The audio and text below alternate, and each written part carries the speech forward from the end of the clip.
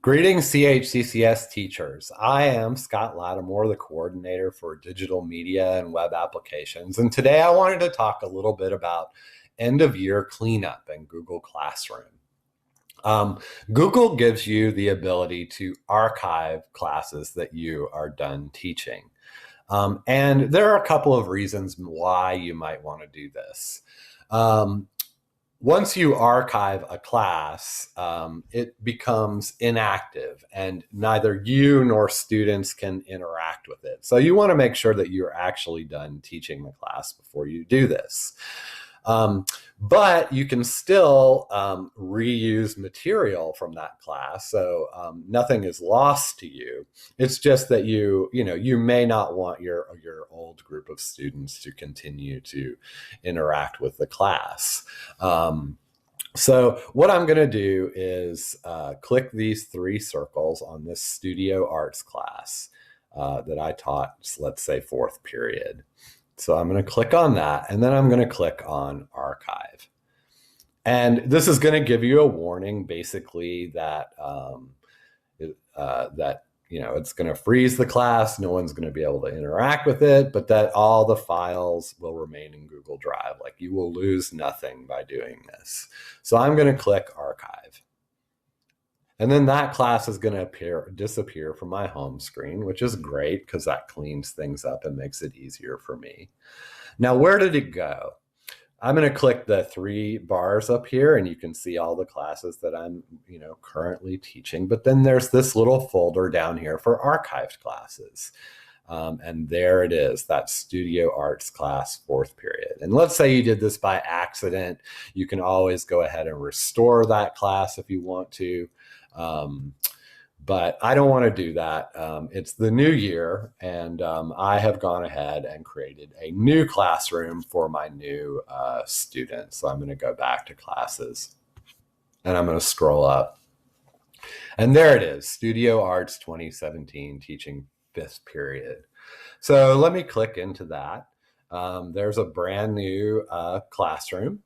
Of course, I can get my students in here by going to the Students tab and giving them the class code or inviting students. But let's say that I wanted to reuse one of the assignments that I gave last year in this classroom. It's really easy to do. All I have to do is go to this plus icon and then go to Reuse Post right up here at the top. And when I click that, the list you'll probably get starting out is a list of all the classes that you've taught. And there you can see that Studio Arts class that I archived. So I'm going to click into that. And what you will see there is everything that you ever put up on that classroom. And so what I'm going to do is I am going to use this History of Blue documentary and responses assignment that I gave last year.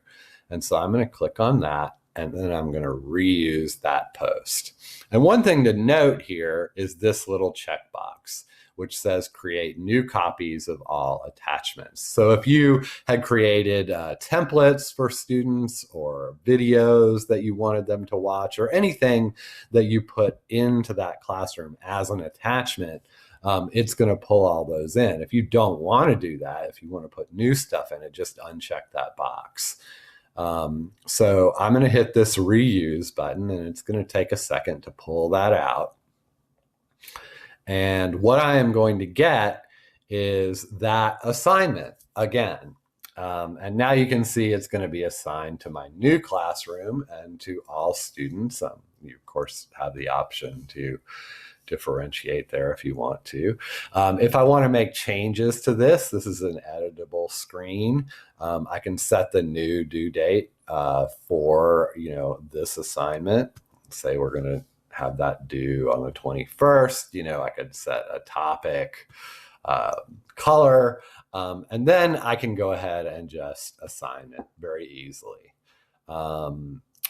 And you can see it's making a copy of the original document, the template document for each student. And now that is assigned. And I don't have any students in this class, so you're not going to see who's done it and not done it, but if you did, you would. So it's very easy to just pull assignments from your old class in any order.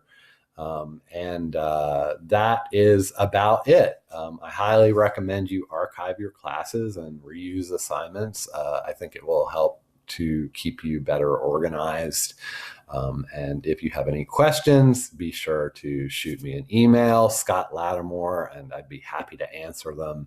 And I hope that you have a really great summer.